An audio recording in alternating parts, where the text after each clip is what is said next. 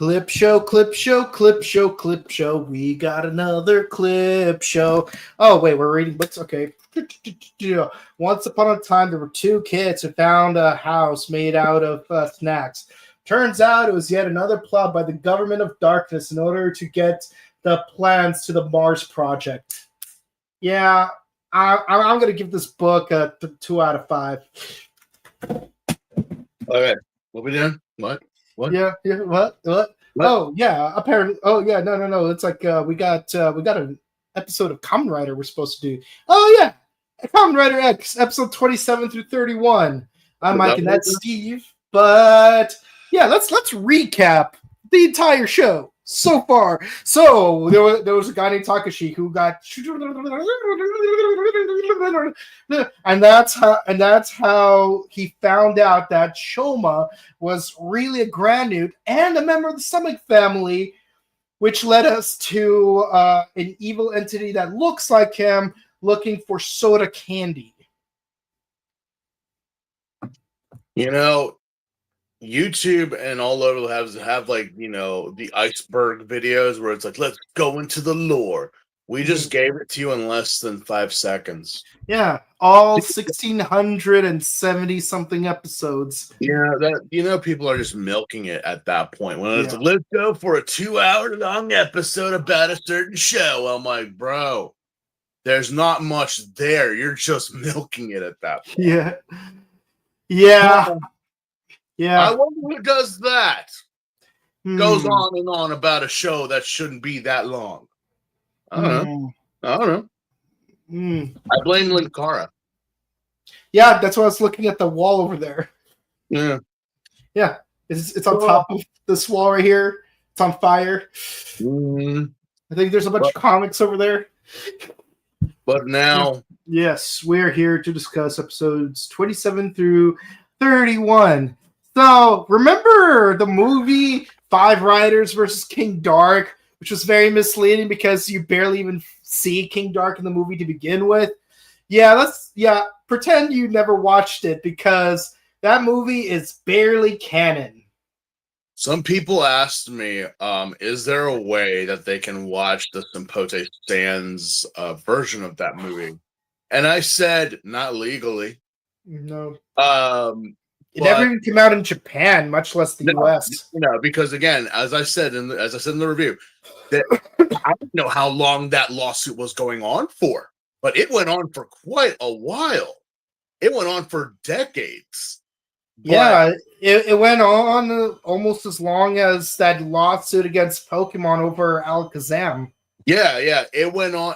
It ended in 2006, 2007, and that movie came out in 74. Do the math. But I will not right now, but maybe later tonight. Go back to that review, ladies and gentlemen. I will put a link to a channel that I watch where I learned of it. And I think I saw a thumbnail of that video. It's a quick video, and just like me, the guy rags on it, but he loves this stuff. So I will put that in the video so you guys can go watch it, and you'll see what we were talking about. So yeah, legally, unless you want to go into the darkest alleys of Thailand to find a copy, I wouldn't recommend it. But just seeing the reviews on that, yeah, it'll totally be worth your time, and you're gonna be like, what? Why? We took a movie that was 25 minutes and made it an hour and 15. Yeah, it's like where's Gamora? I got a better one. Who's Gamora? I got an even better one. Why is Gamora? Yeah, no, it's where's Hanuman? Who is Hanuman? Here's a better one. Why is Hanuman?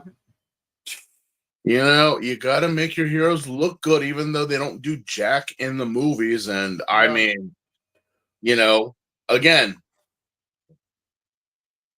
30 minutes official movie, and then afterwards, everything of those 30 minutes meant nothing. Absolutely nothing. Nothing. And it's like this. We are obligated based on our own rules that we set up here voluntarily We are going over all the movies and specials included for the first 29 seasons of Kamen Rider. And the way we typically do it is whether or not the movie is canon or not, we do the movie where it would most likely take place if it was canon, which in this case would be episode 26. Now, let's go back to King of Hell Castle. Was it canon? Most likely it wasn't. But it would most likely take place between episodes 24 and 28. So we did after episode 24. Kamen Rider Fights Paradise Lost. Was it canon? Definitely not. But because it's an epilogue, we did it after the entire TV show. Yeah. And the less I say about Gaim, the better. That's why I said, look, especially, and again, some people still reach out to me and ask me, oh, before that, thank you for everyone that came and saw me when I went to Anime Impulse this weekend. Oh, I had no idea. Mm-hmm. I was walking around as a normal Joe, and I had people come up to me and take photos. I was like, me? Really? Yeah, no, I feel the same way at Morphicon. I was like, oh, thank you. You know, there's some I forget her name. She was such a sweetheart, but she's like, the minute that you guys get to when you guys get to Hibiki, I will be rooting for you. I'm like, oh boy. I'm like, wait, you like Hibiki? Well, the first 2 trimesters of it. I'm like, well, I mean, you know, let us be honest. I know I learned this while I was in Japan. A lot of women are huge Kamen Rider fans. I wonder why. But yeah. I forget your name, darling, but thank you. I'm surprised we have lady viewers. I'm not. I just don't visually see them as often when I'm on the ground. I'm shocked. I'm like, oh yeah. But regardless, if you're man or woman or human gear, if you're our fan, thank you very much for being our fans. Thank you. Yeah. But yeah, so wait, my train of thought. I lost my train of thought when I thanked that person because I gave him a shout out. Mm-hmm. What were we talking before that? Clip shows. Yeah, so yeah. Pretend you didn't watch Five Riders versus King Dark. I remember what I was saying. Yeah. The whole thing with Gaim, like I said, watch the series. Everything else could be optional. The same thing goes with movies, specials, Visa Next, Net Films. I mean, and that's how I watch most of them on my first viewing. I watch the series first, then I'm like, okay, yes, okay. If it's fresh in my mind, you know, but how we do it, it would be BS if we did do it. Like, oh yeah, no, I have to go back and remember that. Yeah, the way we're doing it is we try to be as chronological as possible, so it's like there's less of a learning curve. Yeah. But, you know, I typically watch a series and then go into the specials and everything else which I do as well, usually. At least I feel accomplished that I finished the show and that I got through everything because I'll tell you, some of these films and specials, I'm just like, wait a minute. Why did Gene Kisuke do that? Why did Gen Toko and Banjo Boy interfere with Sento? Why did Kazumi kiss? Why did Kazumi wind up kissing Misato and not Mari? Yeah. Why? Mm-hmm. Why was Otoya not Best Boy? Why did we make him do that? Mm-hmm. Oh yeah, no, well. I mean, and again, even the specials, even the movies, I'm just like, yeah, what? Who made this? Is this the same team? Is this the same director? I mean, sometimes, usually, sometimes, not always. But I'm like, especially when they do anniversary stuff, like or like just general extracurricular stuff, like the VSNX or the anniversary movies. You don't always get the same staff coming back, but when it comes to Paradise Regained, yeah, that's still Toshiki Inui through and through.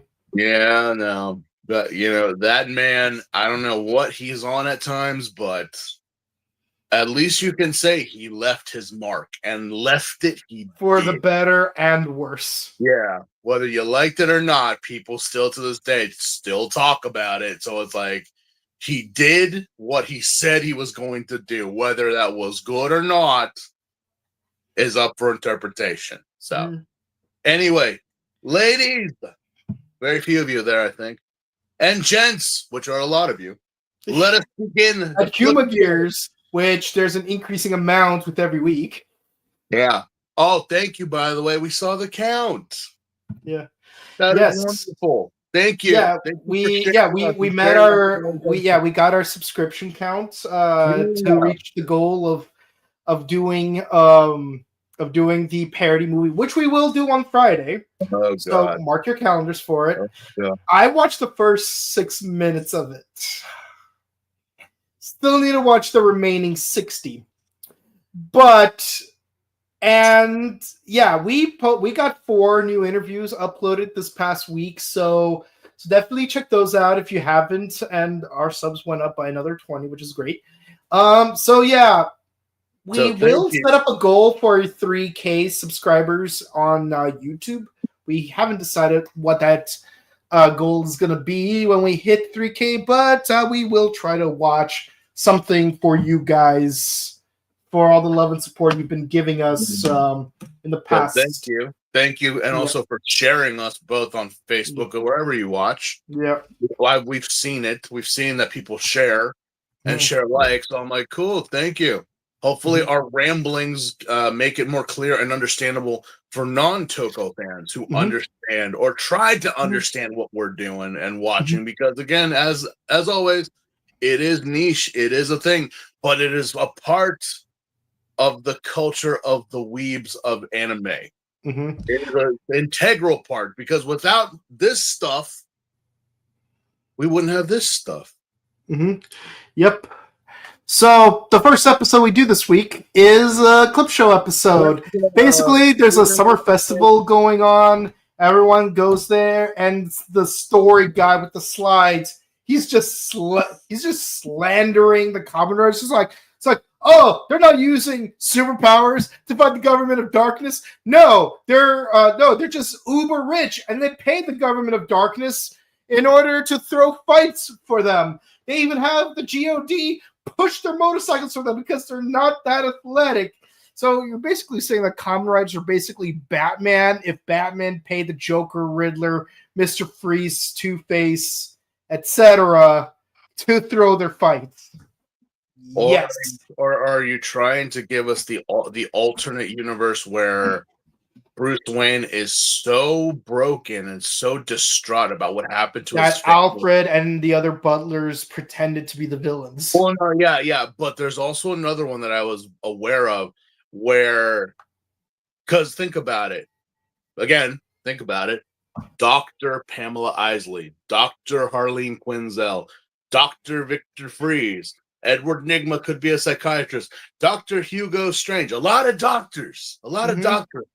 Could it be maybe that this guy is actually dressing up as a bat and running around beating up not villains, not criminals, but fellow inmates? Or maybe innocent people, and the bad guys are just his doctors and therapists trying to calm him down using their form of aromatherapy, or maybe like a cold shower or something to like ease the nerves. It is actually the bat who is crazy, not because it is actually true. These were doctors and people of respected field. Dr. Langstrom, who becomes Man-Bat. Yeah, just like in the Kamen Rider X series, where a lot of the bad guys are professors, doctors. I'm like, is the Kamen Rider the good guy? Or maybe is he just crazy and believing these medical professionals? But of course, Tobei Tachibana is like, this is all slanders. He beats up a random civilian. Which as we assumed he was. Again, and he sets us straight. remember, ladies and gentlemen, we shamed Will Smith for this, but but in the case of this, it was warranted. It totally was, because what you're basically saying is keep my writer's name out of your GOD mouth. Mm-hmm. It was warranted. Very warranted. Yeah, so he basically recaps the last 2 seasons. Takashi Hongo is a motorcyclist who got kidnapped by Shocker, and he has the powers of Grasshopper. He manages to escape and fights back against them. Oh, did you remember that one bad guy he fought in episode 7? That was great. Anyway, so Fuchioka got an injury. So Hayato Ichimonji turned out to be a writer as well. So he took over while Hongo goes off to fight Shocker in Europe and Africa. Then he comes back and they fight Dr. Shinigami, but Shocker becomes more powerful in the form of Gel Shocker. And of course, they defeat the Great Leader. But later on, this other dude, Shirokazami, loses his entire family, and then he gets severely injured. So the 2 writers turn him into a cyborg, but they both seemingly die. So he has to fight the new enemy, Destron, all by himself. But then one of their scientists, Juji Yuki, becomes Rider Man, who is basically Cyborg from Teen Titans, and looking just like just like Adam West's Batman. He flies off a rocket to his death, but in order to save everyone else, just like Steve Rogers. But somehow he's still alive. And so Kamen Rider V3 refers to him as Kamen Rider Yongo. Even though just minutes later, they still just keep calling him Rider Man. Did you get that? Did you get that? Yeah. Meanwhile, or did you do that in one breath? You're like. Meanwhile, Kisuke goes into a changing room and finds out that the civilian that Tobei beat up earlier is unconscious inside that room. Turns out the one that he did beat up is actually Neptune?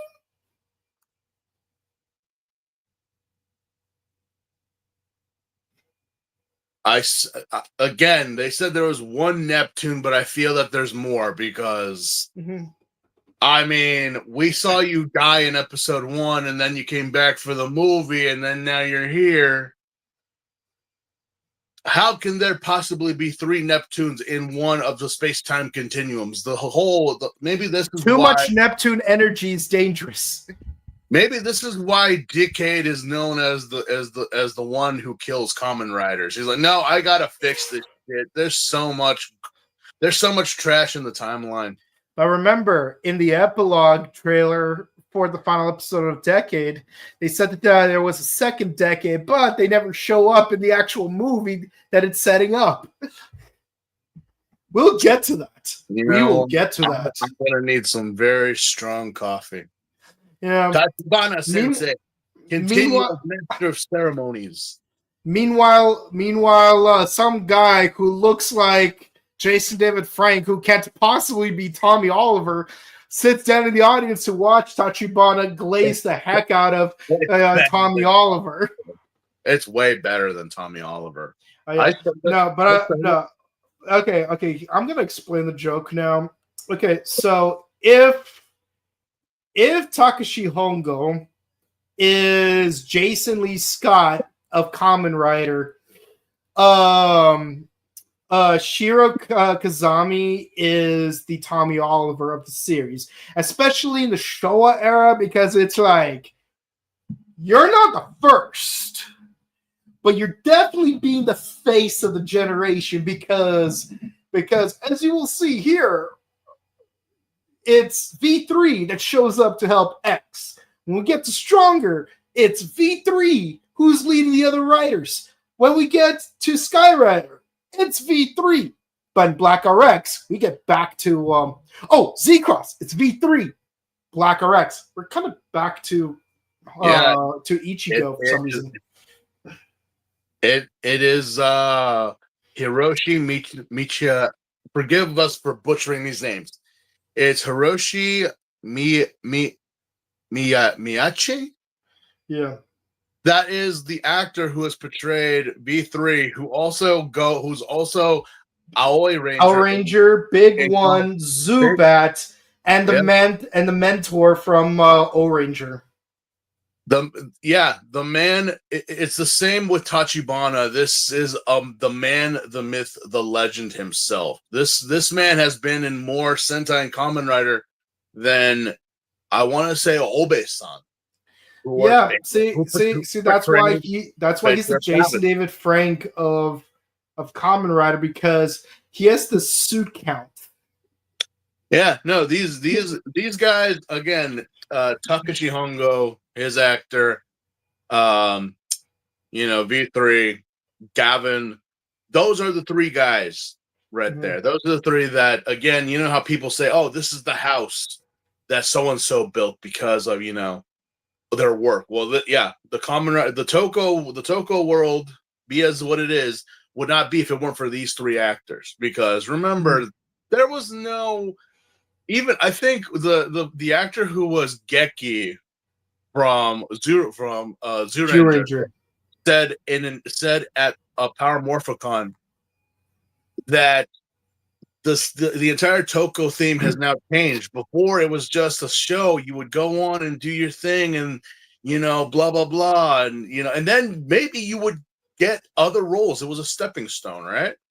Yeah, but now it's career defining. Yeah, it's career defining now. Like hell, it's like actresses, models, all that stuff who want to get into acting are now being heavily, pursued actors as well. I mean, one of the biggest ones I know right now, outside of Kamen Rider, would have to have been, of course, Ryota from Gokaiger, is marvelous.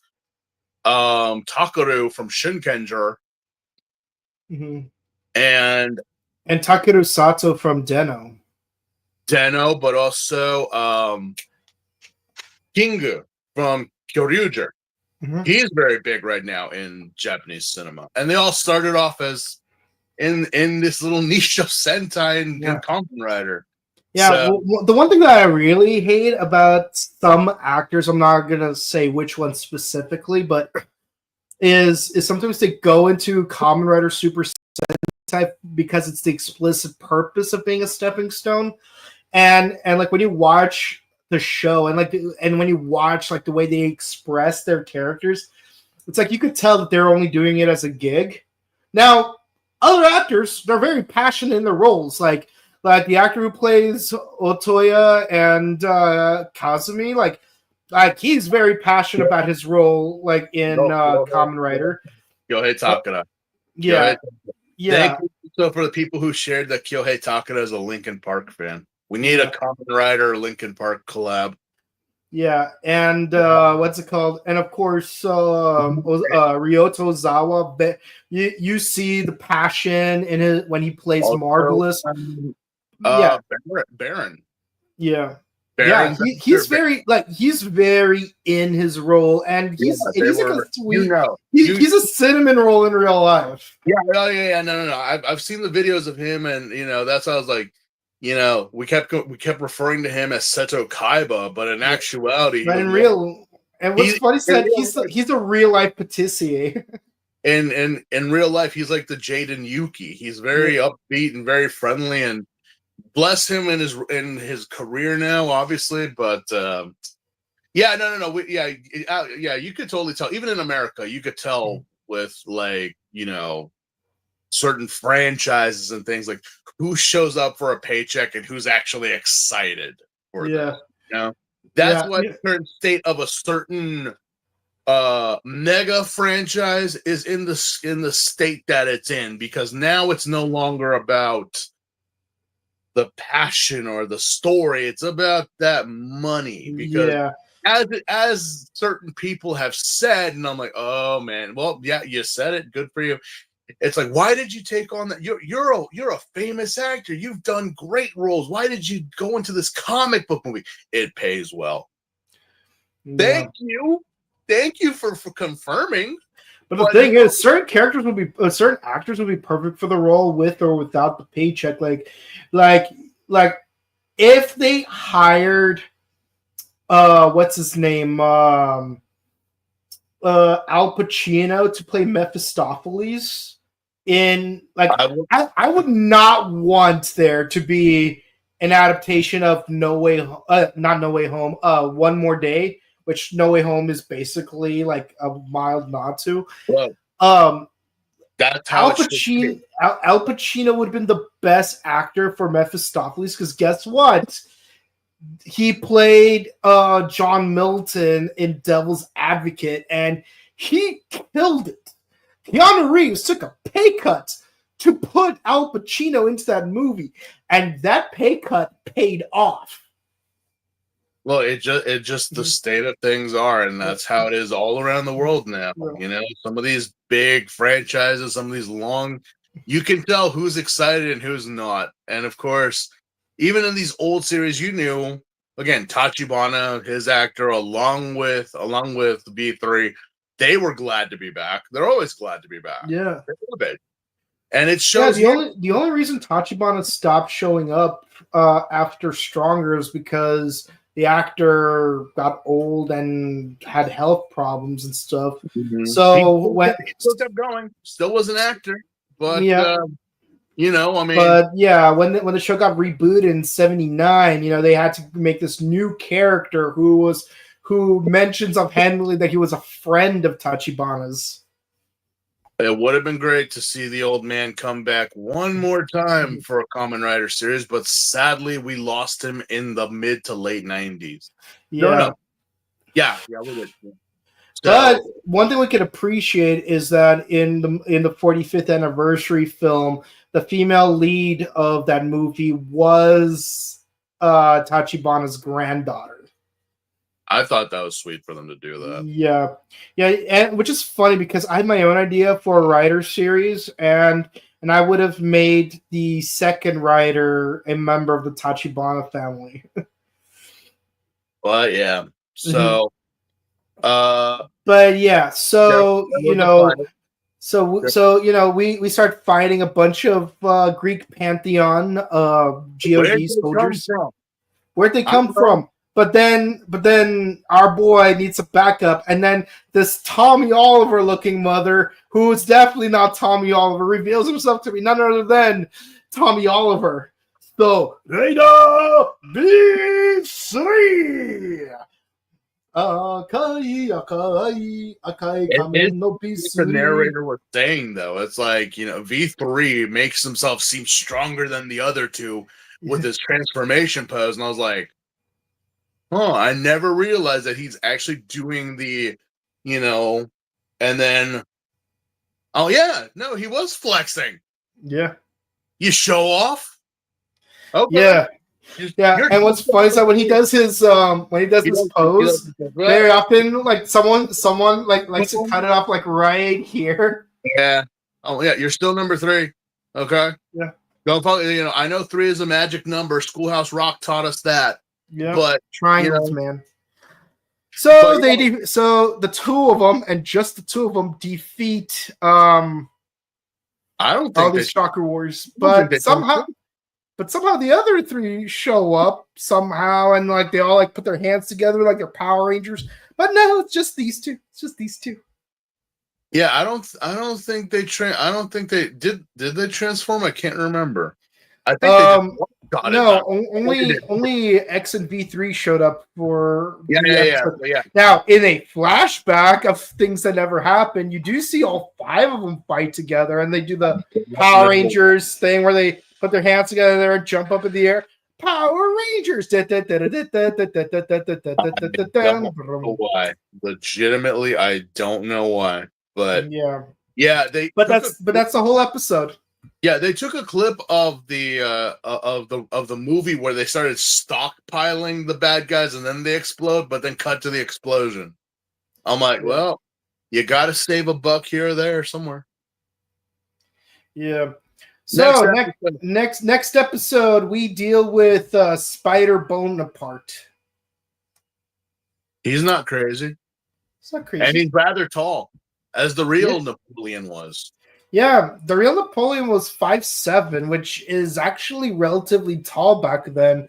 It's only in like 20th century that 6 foot was a more common occurrence. The reason why people to this day still continuously say that Napoleon was a short king, British propaganda. Is British propaganda. It's pretty much what we do nowadays. You know. Body shame. Cyberbully.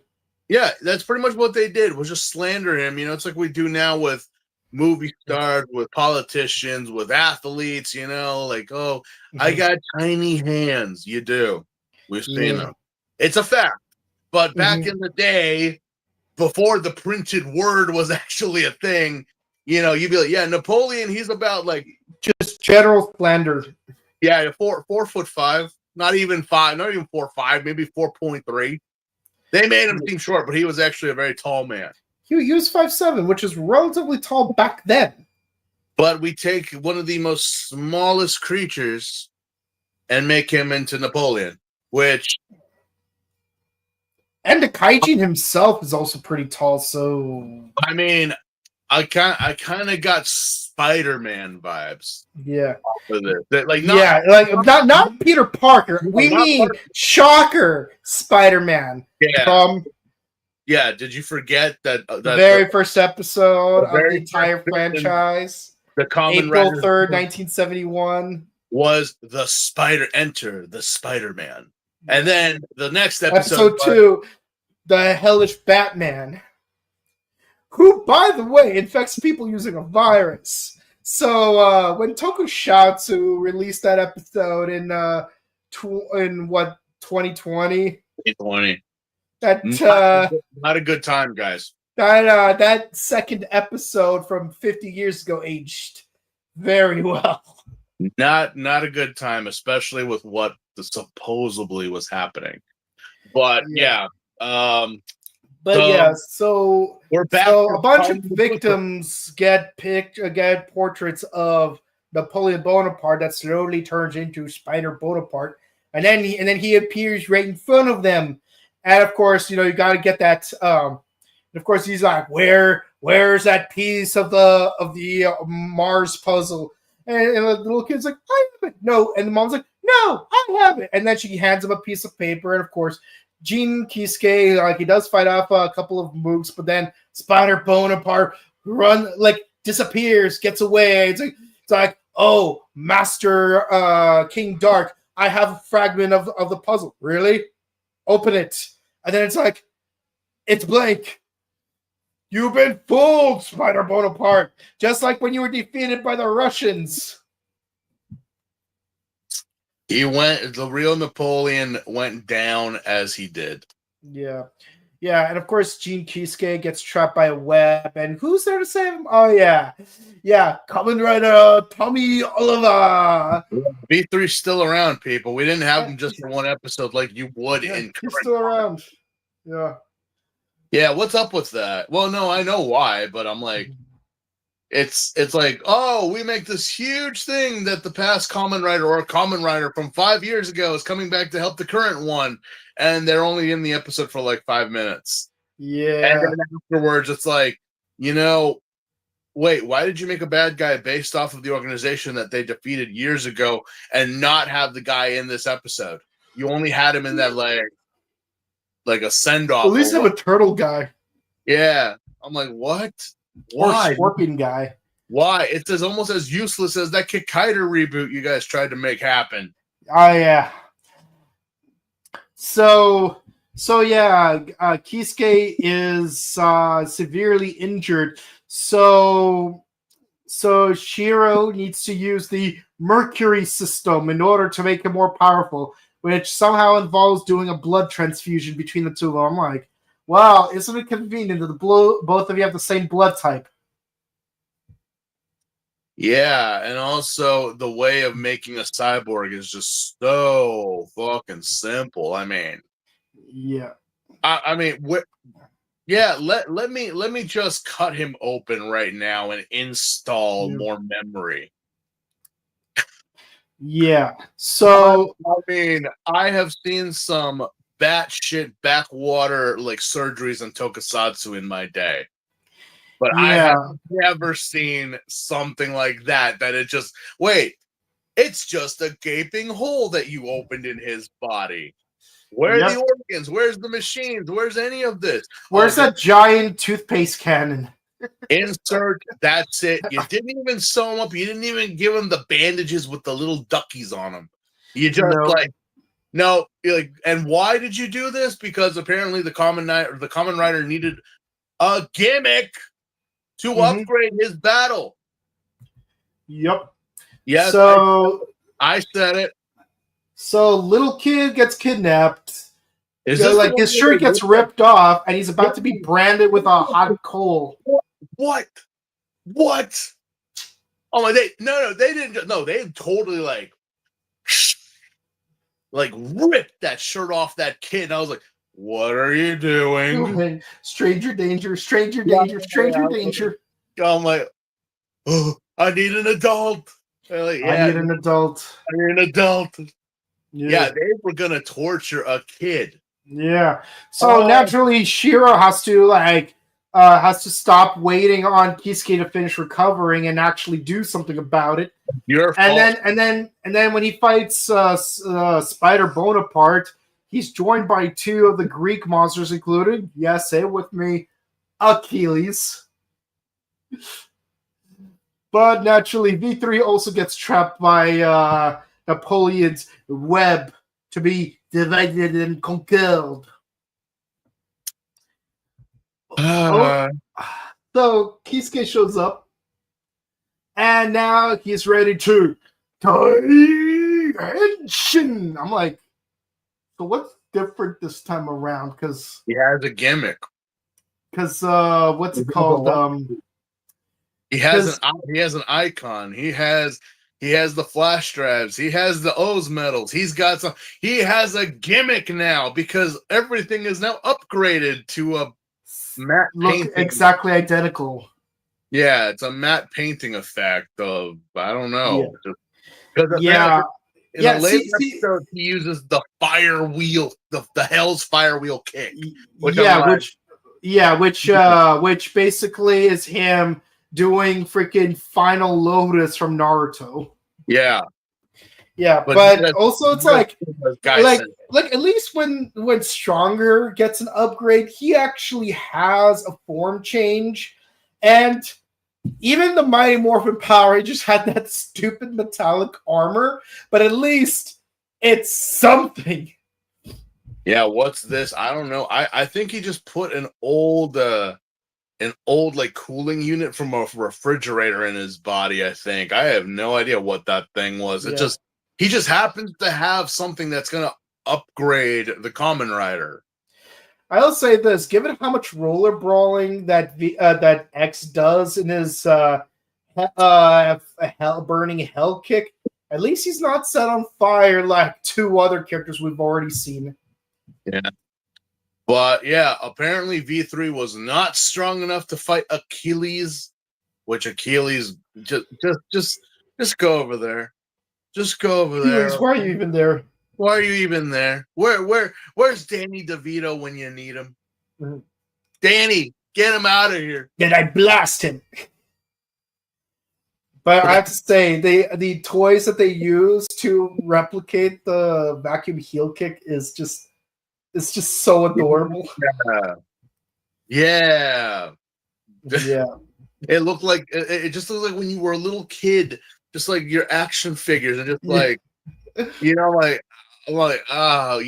not the best quality to watch in 70 and 720 high resolution. Mm-hmm. You could I could have sworn I saw some strings and some hands in this episode that should not have been there. Mm-hmm. Yeah. So, yeah, of course, Shira briefly congratulates him on his upgrade, what little there is of, and we move on to the next episode, where we face against the chameleon Fantomas. And yes, because I know my dad's a big fan of the 1960s films, I'll do just as what them. I am the great Fantomas! I apologize for the lack of blue makeup, Dad. I can only do so much. I never thought I would see someone that would out Misato in terms of looks, that don't ever look at me that way again. Yeah. This chameleon, I'm like, well, yeah. Yeah, I mean, any media you see chameleons, they just make them look like creeps with those eyes. I know chameleons have the whole like, you know, or even reptiles themselves. Like reptiles don't blink like we do. Reptiles can blink Yeah. one eye and then the other simultaneously. Well, they don't have eyelids, period. Some of the Well, aquatic ones might have a membrane to protect their eyes while they're I know swimming, but they don't actually blink. And I actually learned this from Jackie Chan. frogs do that. Yeah, frogs can blink. Yeah, Weirdly enough, you think that you wouldn't think that the more primitive of the two would have eyelids, but apparently it does. I mean, they literally gave this thing no eyelids whatsoever. It's just like two bulging eyes just staring at you in like tricolor. And I'm like, they were really hammering in that black and white TVs were no longer a thing.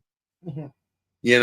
And well, yeah, I was like, well, who is this guy based off of? Because at least So I got you. I got you because I actually read French noir novels. the Russian speaks French. Non, ne parle français. Je suis le volant fantôme, fantôma. And okay, so much like how Arsène Lupin is the gentleman thief, Fantomas is the phantom thief. And while Lupin is more sexy and suave and very tuxedo mask with his monocle, Fantomas is more of like a James Bond villain type of thief where like he's a master of disguise. And let me tell you, the best iteration of Fantomas is from the 1960s films. It's a trilogy, by the way. And in the third one, Fantomas versus Scotland Yard, like straight up, like very opening scene, you have like the head of Scotland Yard explaining to a subordinate about the evil phantom thief Fantomas and how he's a master of disguise. Then he goes into his helicopter, and right before that subordinate is able to like turn away, he just peels his face off, revealing himself to be Fantomas all along. And by the way, in the movie, he looks like a member of the Blue Man Group, except more ungodly looking and basically he looks like a amphibian version of one of the Blue Man Group. I'll look for a Google image of it. All right, so we have another literary character, but sadly, there is nothing of how most of these characters just have some type of defining feature. I mean, other than illusions, this is just a straight up chameleon kaijin. But I will say this: at least this kaijin actually makes sense for this character because Master of Disguise. Absolutely. But it's like, I don't know anything of the character, but you couldn't have given him something. You gave Beetle Lupin a top hat and a twirling mustache. You gave Starfish Hitler the Fuhrer's face. You gave. I mean, like you did so much with all the rest of them, but it's like, no, this is just a chameleon kaijin. That's it. That's all. And his mission is to disrupt the ballet. Yeah, for some reason. Okay, I'm gonna present. Let's see. Yep, this is what the 1960s film version looks like of the actual character. As you might have figured out, that what's his name? Kaijin pretty much sums it up. Yeah. Mom, bring him in. I think he's cold. Yeah, as you might have figured out, Spider-Man's chameleon from the 1920s. Sorry, 1990s. Yeah, like I think he was clearly based on Fantomas because I like they he's got did say that in a convention. Yeah.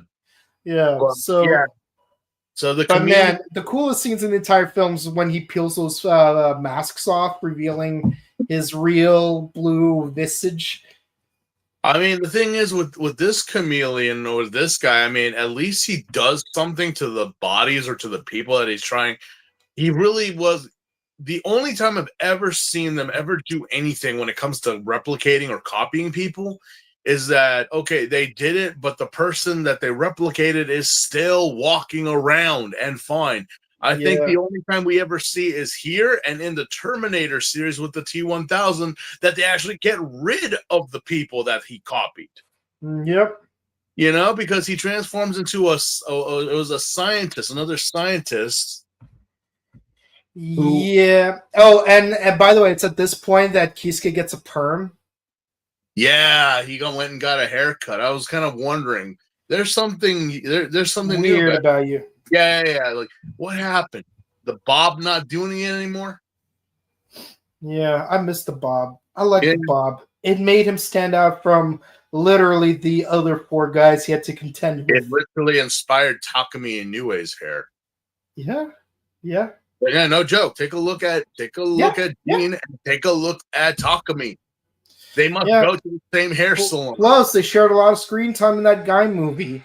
Which, by the way, again, I do have to ask, like, seriously, you are upset that that one racist dude died, while me, I have to deal with the fact that my dad died, my ex-fiance died, her twin sister died. You know, Takumi, I'm sorry. You're not going to win this fight no matter how hard you try. Yeah. For Keitaro and for Mari, I would totally, even Yuka. I would have accepted Yuka. Kaido, Kiba, I would give you the benefit. I would cry with you. But for Misato, ew. What? Yeah. I'll help you bury him. Yeah. He's not dead yet. I don't care. Now he is. He's still moving. So of course, Fantomas tries to disrupt a ballet recital because we are a secret club because of our agenda. I'm not even gonna dignify it with the entire clip. Yeah, I don't know why, because we have to disrupt the ballet. We had to disrupt the Kamen Rider stage show at Tokyo Dome City in the first episode we reviewed. Now we must go into the culture of ballet and disrupt the show because apparently this ballerina has a Hello Kitty necklace with the plants inside of it. Which I'm like, we saw the doctor rip, and they show it constantly in these episodes now, of the doctor ripping these pages and whatnot, and how big they are and how big the plan is. How does it fit in this locket? Yeah, and of course, Chameleon Fantomas takes the lockets to King Dark. He's like, "Did you even check if it's inside the locket?" Check. No, check right now. Really? You idiot! You know, it's crazy how you made these monsters based on these super genius villains from history and literature, and yet they act like total nincompoops. I think it's kind of like the bullshit of cloning dinosaurs in Jurassic Park, you know? Yeah. Where a lot of people claim that these are real dinosaurs, but again, remember hybrids. Remember what they said, and it was blatantly stated. They used more reptile DNA, more amphibian DNA than anything else. So what we're basically looking at, same here, is an abomination of God, because you take the genius portion of the greatest minds, but you only have this much. But you have this much of a frog, a bird, a starfish. So it's like, what do you think is going to happen? We put the mind of Albert Einstein in a bowl. Why? Why is he going around and breaking my plates? Because you put him in a bowl. Instinct over mind, stupid. Mm-hmm. You can, I mean, as the old saying goes, put lipstick on a pig, it's still a pig. No matter what you do, it's still going to be, I mean, I don't know how well chameleons are with rational thinking or their memory, but I'm like, yeah, one of the CalArts students would have checked the locket before they brought it back to this Attack on Titan sized motherfucker. But, oh well, you fucked up. You got to go back. And I'm surprised they didn't kill you, Chameleon. Yeah. I'm surprised they didn't kill you. Yeah. Yeah. Yeah. So, typical story, it's like, oh, you have to go back and fight the dude. And everyone's drinking wine and up fooling around for some reason. But then once the belly recital happens, of course, homegirl gets in a car and turns out to be driven by a chameleon Fantomas. I'm like, oh yeah, by the way, his disguises are bullshit if there's a reflective surface or a mirror nearby. Yeah, that's the other weird thing. It's like if you see his reflection, you see like his true Fantomas form. But I will say this, the only redeemable thing about the monster design is the fact that his face is at least blue, like the character in the 1960s films. But even then, it's like, what about the rest of his body? But I'll give credit to another aspect of the rest of his body. At least they designed the entire body instead of just the waist up and then just used a random leotard for the legs. Yeah, no, they must have taken a suit from another kaijin because, again, it's kind of like what they do with Ultraman or even in past shows where they would take an existing suit and modify it, color it, whatever, just to save money and fashion a new head to put on it. Yeah. So the only noteworthy thing about the final fight against Chameleon Fantomas is the fact that he uses his tongue to strangle X by the neck. Another tongue lashing enemy. Yep. But and he also disguises two of his CalArt mooks as himself, so he can't tell who's who.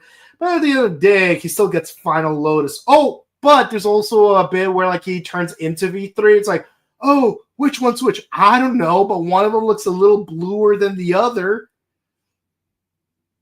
It's like, carefully, it's like V3 is still the same color, but the other V3 looks a little bit more bluish than the other one.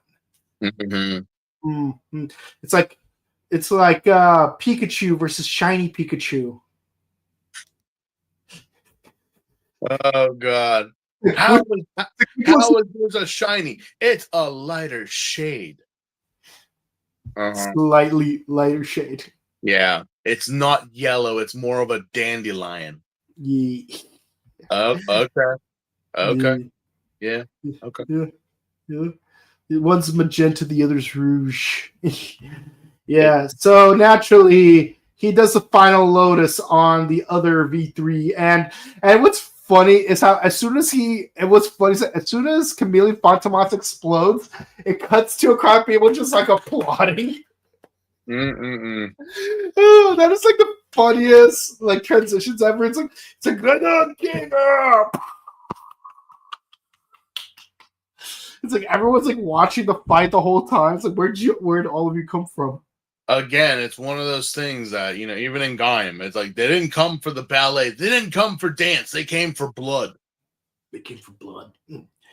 All right. So it's 9:06. So we're gonna try to speed through these next two episodes because oddly enough, not much really happens in the subsequent episodes. It's more of the same thing. It's oh, where are the Death Strong plans? Oh, this person has it. I will steal them. And then King Dark's you sure you have them? Yeah, let me check. Oh, snap. Well, they tricked me.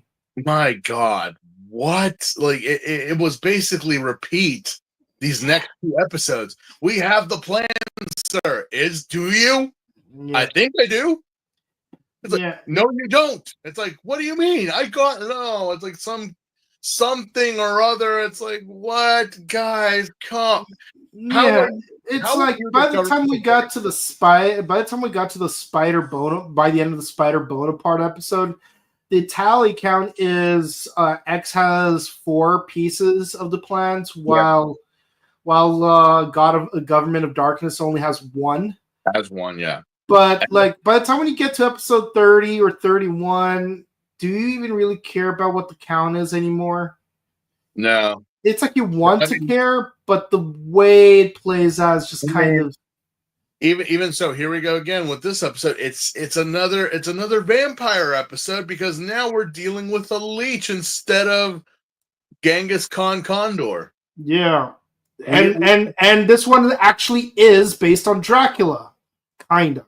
Yeah. Okay. While I'll say this is an interesting look for the old Count. I'm like, for one, he looks like a woman. Yeah, yeah, and even his outer persona is like, you're not doing yourself any favors with that look, honestly. I mean, ironically, Genghis Khan Condor looks more like Dracula than Leech Dracula does. I know, yeah, but Leech Dracula just makes more sense, I think, but because he actually sucks blood. Yeah, but kind of looks like a Street Sharks rejected toy. You know? He was to say, I wish I had a soundbite of Greg Eagle saying, "But you're a vampire. You suck blood." Yeah. Because again, just there. We're doing the whole vampire trope again because apparently, Chica is in the hospital, and there's a vampire, and the vampire's attacking everybody, and then turning people into vampires. And I'm like, how many vampires have we had in this show? I believe this would be the 4th instance if we count that lizard episode. Man, for reals. I'm just like, oh boy. And what is your plan, Leech Dracula? Honestly, does it really matter anymore? Like we don't even know if there's even a piece of the government of the Mars plan at this point. Like I rewatched the episode today and I don't even remember if it involved a piece of the plans. There wasn't. It just happens to be that Chica was at the hospital because what's her face says that she's at the hospital, and that's where it all takes place. Mm-hmm. And I'm like, so wait, what's your goal at this place then? Well, if you're not looking for the plans, what the hell are you doing? I just have to make everyone into vampires, and where else to make vampires than in a hospital? While the plan makes sense, the question is, why have this plan to begin with? Why? What? Are you just hoping that someone with the plan just walks into the hospital? Are you trying to or maybe Deathstrike is just making one less desperate attempt to do the whole let's infect everyone again, because surely 5th time's the charm, because we are a secret club because of our agenda. Yeah. But yeah, no, I mean, even so, it's kind of like, again, Tachibana and Gene Kisuke, I wonder if God's behind all this. I'm like, really? How many episodes? I'm here to tell you right now, we don't care. Let me tell you, we don't care. Jerry. Who else could it be? I don't know. Maybe some Pote Sands is coming back to take revenge. Who knows? Uh-huh. But yeah, again, nothing really happens here, and again, they do finally not a vacuum kick, but a flaming fire hell wheel kick that takes out the dreaded Leech Dracula, and everyone just removes the prosthetics from their mouths, which they. But again, at least the prosthetics aren't tusks anymore. They finally got it right. They finally got it right, and I'm like, okay. All right. Although I did facepalm when that nurse or the doctor was coming up the stairs as that young lady was being chased. And she's like calmly like, "Oh, are you okay? What's going on? What happened?" And the nurse just attacks. I'm like, did you not see or hear her screaming? Did you what? And you just kind of like allow yourself to get bitten and just I I recall Jenna Ortega in the Scream movies, like that poor girl just got beat up so badly. And here's another case of it. Yeah, so basically the game plan is infect a bunch of people, hold them hostage so that Kisuke has to give Dracula his 5 existing pieces. And of course, like he shows up, but it's like, oh, I'm gonna make sure they're the real plans this time. But no, still a fake. Still fake. Still fake. Still fake. So naturally, Tachibana fights off a whole horde of vampire nurses. So I'm like, so basically, Tachibana is a precursor to Matt Smith in Venezia. Yeah. And all the women are like, oh, vampire DNA escaping our bodies. Because turns out the cure to the vampirism is salt. Makes sense, they're leeches, but still, like, what are the odds? Yeah, well, I mean, yeah. Okay. And it turns out the plants that he did get, they were copies where it's like, oh, it's disappearing ink. Yeah. Again, you could, and even King Dark kind of yells at Dracula Leech about, you do realize that they're still there, King Dark. The residue, because like the scribbles have to be there. Yeah. I mean, the imprints have to be there. You could just get like a paper and a crayon and just rub it. Because no matter how much, like, how finely you draw, you still need an indent. Yeah.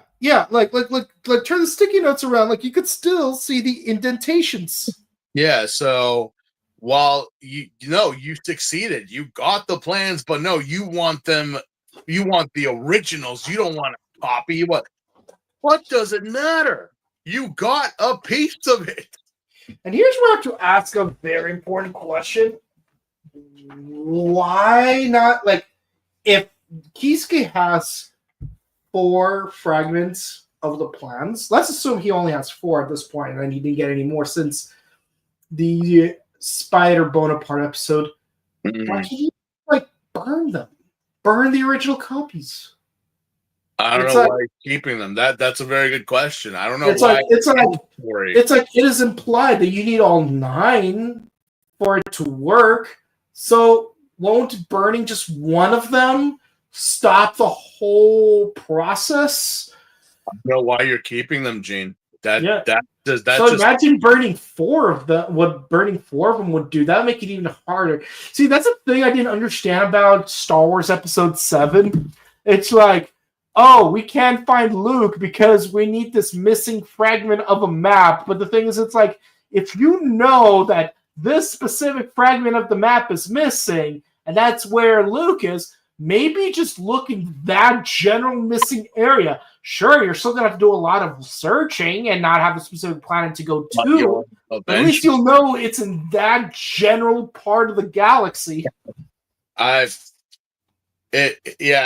Stupidity for story's sake. Logically, you would be like, yeah, expand your search here or do something. But if you got rid of the actual plans, the 4 that you had, Gene, we wouldn't.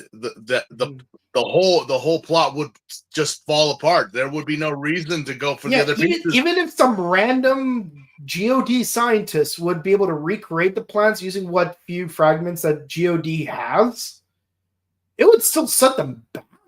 Yeah, it would take them a while. It's not the original, so it would take them a while just to get back. And the doctor who made it is dead, so there you go. Yeah, I mean, just look at Captain America. It's like when they destroyed the original formula, it's like, yeah, we were able to make faulty copies of the formula, but we only made enough of the faulty version for 5 people, hence the 6 American soldiers, one of which becomes the Pink Ranger in Super Sentai in its 3rd season. But yeah, it's like, oh, we age. Yeah, no, it is just that, but yeah, again, Thunderer, Destroyer, Black Marvel, the Wizard. Look at all the bastardized knockoffs that they made in trying to replicate said formula. Even the Hulk is technically a faulty replica. Yeah, the Hulk is technically a faulty. The Green Goblin is a faulty replica. The Project Weapon X is a faulty replica. Black Cat is a faulty replica. Yeah. So many of your favorite heroes and villains are just knockoff Captain Americas. Yeah, Sam Wilson is probably the only knockoff Captain America that doesn't actually use the knockoff formula. Yeah. So there you go. Same thing. Why don't you burn him, Kisuke? Well, I can't. Why not? I just can't. Whatever. Next episode. Last one of the night. We got less than 10 minutes.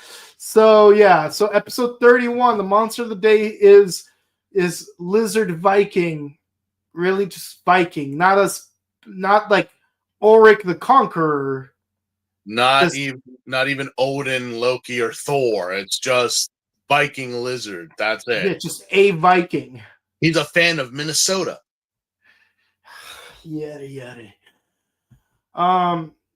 But yeah, so here, we start off in a lake, and there's a little dolly. Hi, I'm talking Tina, and I have the evil little plans that the government of darkness wants.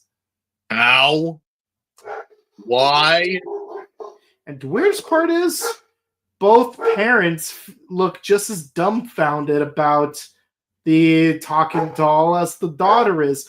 You think at least one of the parents would have at least known the professor and just generally hid it inside the doll. Nope. They're just simple country folk. Country folk on vacation. Yeah. And their home is being raided and pillaged by Viking Lizard. Well, at least they put more effort into his design compared to freaking Chameleon Fantomas. Yeah, they gave him a Viking hat. Yeah. They gave him the horns and the helmet. Yes, and an axe and a shield. Not a spear. Not a spear and magic helmet. And he also has an acid spit that turns people into reptiles. Well, at least they don't have tusks. They just have the creeper hands from the Goosebumps. Yeah. I mean, again, not much at all happens here. Just Mako and Chico happen to find her. She meets Kisuke. The doll. Kisuke fights off the monster after it chases after the little girl like a stranger danger that he is. Yeah. And of course the dude, he takes the doll and he brings it to King Dark. And guess what happens next? Oh, pop the doll's head off to see if it has some plans. And of course, he pops the head off, and what do you find? There's no plans. There's no plans, sir. And King Dark is really getting mad at this point. And to the fact that they're showing him from different angles, and it kind of seems like he's actually getting up. Like he's that fed up. He's that pissed. Man. He basically is giving us a Thanos, fine. I'll get up and do it myself. Mm-hmm. Yeah. Why haven't you lazy fuck? Mm-hmm.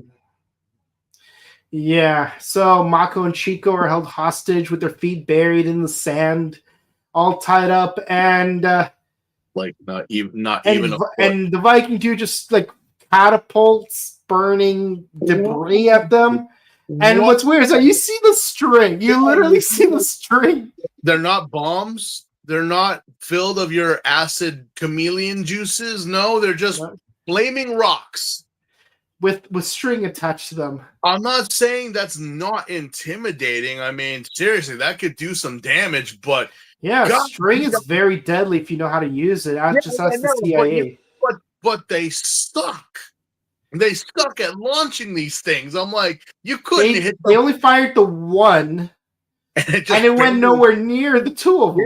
Yeah, it's like, oh my god, flaming rocks. I'm like, again, it didn't even. It's at least 12 feet away from you guys. It's like, okay, and you're also in the sand, so it's not going to spread very easily. you're only buried to your ankles. Unless you got concrete shoes, why not pull your feet out from the dirt? And sandworm your way to safety. Also, the way the catapult is set up, it doesn't look like it has much aiming ability. No, it doesn't. No, so, X shows up, gives him a good kick in. They go into the water. And, of course, he defeats the monsters, same as usual. And the little girl's reunited with her family. They did a lot of those, like somersaults where one grabs the legs and they just kind of... Yeah. Did a lot of that, and I'm like, okay, can we wrap it up, please? Yeah. I mean, this is entertaining and all, but can we just where were the plans? They weren't there. No one had them. No one had them. And then King Dar gets so mad that, much like Snorlax in Pokemon Sun and Moon, he finally gets up. He finally stood up. Yeah. He finally gave us the Thanos grabbing the gauntlet and saying, I'll do it myself, which is the preview for the next episode. Where we meet Aunt Capone. Yeah. Yep. Yeah. Okay. Oh, that's it. That's it. Again, I kind of... entertaining as these shows are, and they are entertaining. I can only ever say that I give them a 6 or a 7 in its entirety. Yeah. Because again, like later on in life, you get more story, more plot, more character building. But again, these are episodic, which there's not much to talk about, especially within these episodes, because it just rinses and repeats the same thing. We got the plans. No, you don't. I thought I did. Well, you didn't. Did you look? Okay, I'm going to go back and get the plans. I'm going to hold someone hostage and then get killed.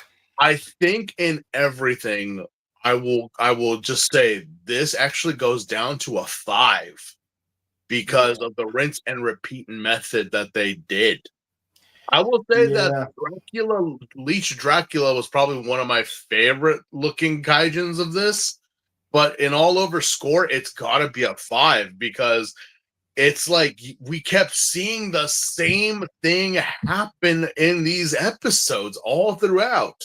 Yep. I mean, yeah, cool, great, but yeah, we're towards the end now because King Dark finally stood up. Yeah. But that's my final thoughts on these episodes. Yeah. I'm gonna be honest. I did not enjoy myself with these 5 episodes as much as any of the past 26 episodes of movie. 5.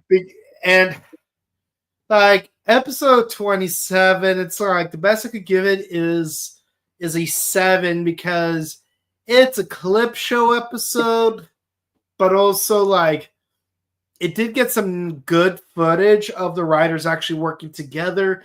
So it's more fan service that actually said, and heck, to its credit, it did a clip show of the entire first 2.5 seasons instead of just, the last 26 episodes. Yep, definitely. Yeah. Yeah, I mean, just think about it. Like, Ninja Turtles Next Mutation had 26 episodes, but it had 2 clip show episodes. That's 26 more than we needed. Yeah, and Kamen Rider Dragon Knight, as much as I love it, 40 episodes, 3 clip shows. Mm-hmm. So it has about the same rate of clip show versus actual episodes as the Next Mutation, which is very unfortunate. As much as I love Dragon Knight, and believe me, I'm friends with a number of cast and crew from that show after the fact. Mm. It still kind of sucks that, like, this is where we're at in terms of clip show ratios. Episode 28, I would also give it a 7 just because, V3 carried it more than anything else, and I love seeing V3 there. So, that's the saving grace of it.